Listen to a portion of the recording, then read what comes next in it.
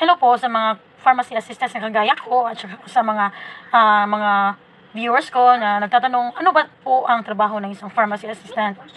Yung pharmacy assistant po kasi, syempre from the word assistant, kami po yung nag-a-assist sa mga pharmacists. Lalo na po kapag busy sila or mga may seminar sila or kaya nagde-day off sila or nag-travel, mga ganun. Kami po yung naiiwan sa butika. Kami po yung nakakaalam sa mga gawain dito sa butika. Lalo po ako, may training po ako sa TESDA bilang pharmacy assistant. Alam ko na po halos lahat ng mga pasikot-sikot dito sa butika. Medyo familiarized na rin po ako sa mga gamot, kaya hindi na po ako nahihirapan pag nagbabasa po ako ng reseta.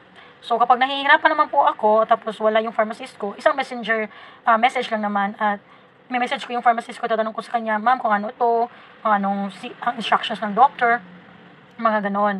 So, bilang pharmacy assistant, ang trabaho po natin, is kami po yung tumutulong sa mga pharmacist natin. Kami po yung nagbabasa ng mga reseta, tapos kapag hindi kami sure, yun po yung i-confirm namin sa mga pharmacist namin kung tama ba yung pagbasa namin. Kami rin po yung nagtatanggap ng mga stocks, nagsa-stock in, nagsa-stock out, minsan yung pharmacist, pero kung wala sila, kami po yung gumagawa nun. Kami din po ang naglilinis, nag-arrange, at saka nagka-cashiering. So, dito po sa butika namin, meron po kami ginagamit na POS.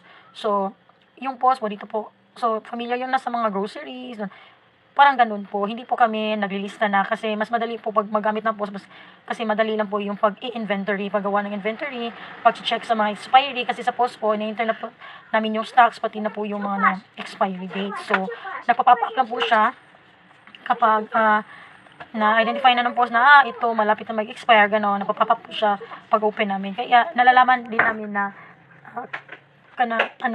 ipa-pull out na ba yung isang item. Tapos dito po, kami din po yung security guard.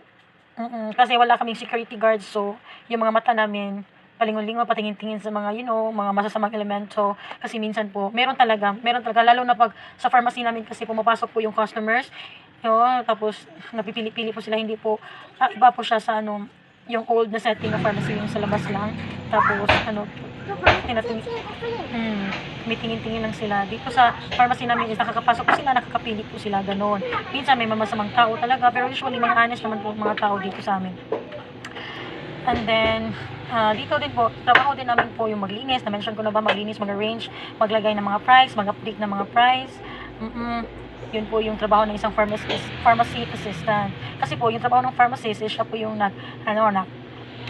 kumukuha ng license, ng mga permits po namin dito sa butika, ganon.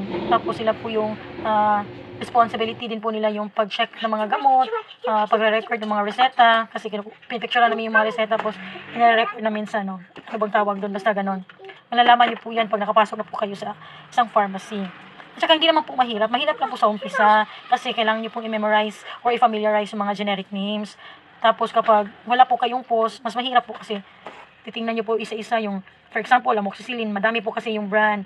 So kapag wala po kayong POS, isa-isahin nyo talaga yan hanggang sa makita nyo lahat. Tapos masabi nyo sa customer, pag POS po, isang type lang po, lalabas na po yung, pag type mo amoxicillin, lalabas na po yung lahat na gamot na may amoxicillin. Ganun po ang advantage ng may POS. So far, ganun lang po yung trabaho ng pharmacy assistant. Hindi naman po siya masyadong mahirap. Sa pagdaan po ng panahon, masasanay rin po kayo. Tapos, subukan nyo lang po. Marami pong hiring na pharmacy ngayon, naghahanap ng pharmacy assistant. Sabihin nyo lang po na kakayanin nyo talaga. Medyo mahirap lang sa umpisa, lalo kapag hindi ka po naturuan ng maayos, no? Pero, habaan nyo na po yung pasensya. Wala naman pong madali sa umpisa. Talagang mahirap po pag nag-umpisa ba lang. Pero, kapag nasanay na kayo, parang kahit nakapikit kayo, alam nyo na kung ano ibibigay nyo.